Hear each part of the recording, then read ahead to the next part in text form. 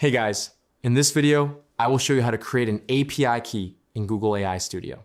All right, let's begin. First, open Google AI Studio and sign into your account.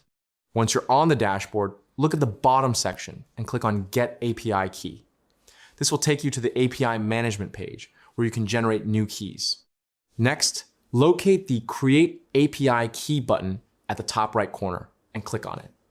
You'll be prompted to enter a name for your API key. So choose something that helps you identify its purpose. After that, select the project where you want this API key to be associated. If you already have a project, choose it from the list or select the appropriate option available. Once everything is set, click on Create Key. Google AI Studio will generate a unique API key linked to your selected project. To view the key, click on the entry or identifier shown in the list. The full API key will then appear at the top of the screen. Make sure to copy and store your API key securely, as you'll need it to connect your applications or services. So that's basically how you can create an API key in Google AI Studio.